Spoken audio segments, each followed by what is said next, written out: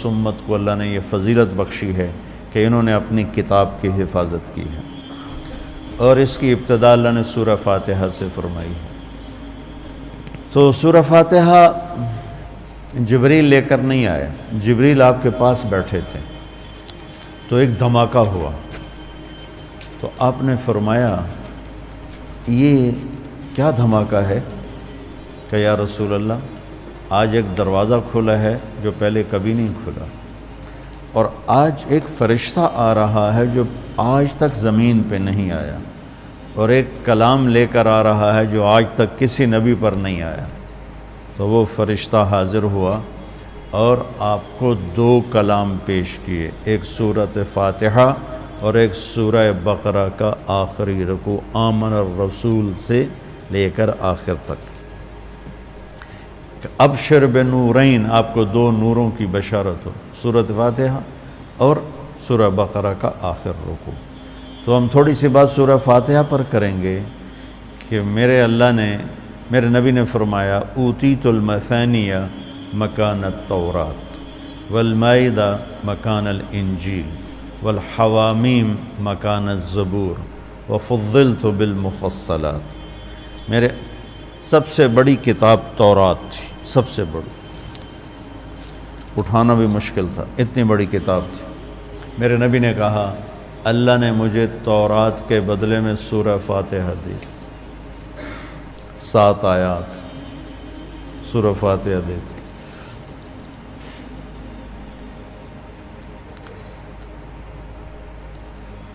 اور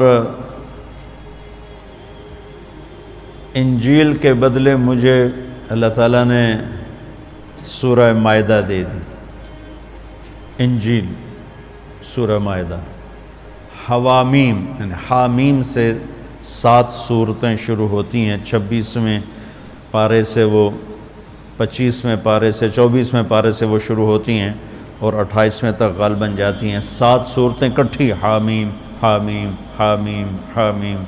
تو زبور کے بدلے اللہ نے مجھے حامیم عطا فرمائی، اور باقی قرآن کے ذریعے سے مجھے عزت اور فضیلت عطا فرمائی۔ سورہ فاتحہ امام راضی رحمۃ اللہ علیہ ایک دفعہ اپنے خطبہ میں فرمانے لگے کہ اس سے 10,000 مسائل نکلتے ہیں، تو بعض لوگوں نے ان کا مذاق اڑایا۔ وہ مذاق اڑانا تفسیر رازی کا سبب بنا، تفسیر کبیر کا، کہ فرمایا کہ جب انہوں نے میرا مذاق اڑایا تو میں نے اللہ کا نام لے کر قلم اٹھایا اور میں نے لکھنا شروع کیا۔ پہلی جلد سورہ فاتحہ پر ہے اور 10,000 مسائل اس بندے نے نکال کے پیش کیے ہیں امت کو۔ کبھی موقع ملے تو آپ پڑھ لینا۔ اور حضرت علی کا فرمان ہے، امام المتقین، اگر میں سورہ فاتحہ کی تفسیر کروں، سورۃ فاتحہ کی تفسیر لکھواؤں تو 70 اونٹوں پہ لادی جائے گی، 70 اونٹوں پہ۔ اور یہ خالی دعویٰ نہیں تھا، ایک حدیث اور سنو۔ ایک دفعہ عشاء کی نماز پڑھا کے تشریف فرما ہوئے اور فرمایا آؤ آج میں تمہیں سورہ فاتحہ کی تفسیر سناؤں۔ تو شروع کرتے ہیں بسم اللہ سے، اور بسم اللہ کی با سے شروع کرتے ہیں۔ عربی میں تو حروف کا بھی مطلب ہوتا ہے نا، با کا مطلب بیان کرنا شروع کیا، اور فجر کی اذان ہو گئی، بات چل رہی تھی۔ سبحان اللہ۔ تم نے تو شاید وہ کتاب دیکھی نہیں، وہ شرح میت عامل الباء للالصاق مررت بزید، ہمیں تو بس اتنا ہی آتا ہے۔ یا حرف جر ہے، باؤ تاؤ کاف و لام و واؤ منز و مزخلا ربا حاشا من عدا حتی، کیا ہے حتی الہ، وہ جو من نحمیر زبانی یاد کی تھی۔ تو سورۃ فاتحہ سارے آسمانی کلاموں کا، جتنے آسمان سے کلام اترے، کتابیں اتریں، اس کا خلاصہ ہے قرآن، اور قرآن کا خلاصہ ہے سورۃ فاتحہ، اور سورۃ فاتحہ کا خلاصہ ہے ایاک نعبد و ایاک نستعین۔ ایک اور طرح سارے آسمانی کلاموں کا سردار ہے قرآن، اور قرآن کا سردار ہے سورۃ بقرہ، اور سورۃ بقرہ کا سردار ہے آیت الکرسی، اللہ لا الہ الا ہو۔ تو آسمانی علوم کا خلاصہ قرآن، اور قرآن کا خلاصہ سورۃ فاتحہ، اور سورۃ فاتحہ کا خلاصہ ایاک نعبد و ایاک نستعین۔ یا اللہ صرف تیری بندگی، یا اللہ صرف تجھ سے مدد، ایاک سارے طرفوں سے، وَإِذَا سَأَلْتَ فَاسْأَلِ اللَّهِ وَإِذَا اسْتَعَنْتَ فَاسْتَعِنْ بِاللَّهِ ایاک، کہ یا اللہ صرف تیری بندگی، اور یا اللہ صرف تجھی سے مانگنی، تیرے آگے جھولی بھر، دنیا بھی اسی سے مانگنی ہے اور آخرت بھی اسی سے مانگنی ہے۔ اللہ نے ہمیں دنیا پہلے سکھائی، آخرت بعد میں سکھائی۔ ربنا آتنا فی الدنیا حسنۃ وفی الآخرۃ حسنۃ وقنا عذاب النار۔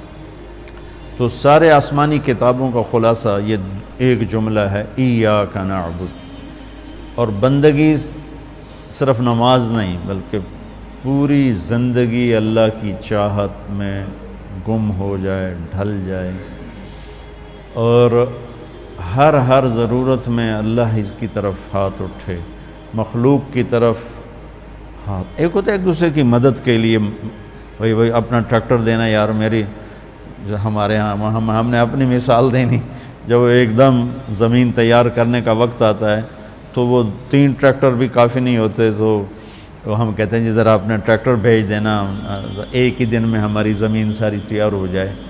یہ ایک دوسرے کی امداد باہمی ہے۔ مدد جہاں انسان بے بس ہے، صرف اللہ ہی کر سکتا ہے، ان چیزوں میں اللہ کے سامنے جھولی پھیلانا، اسی کو پکارنا، اسی کے آگے ہاتھ پھیلانا اور اسی کے آگے سر جھکانا۔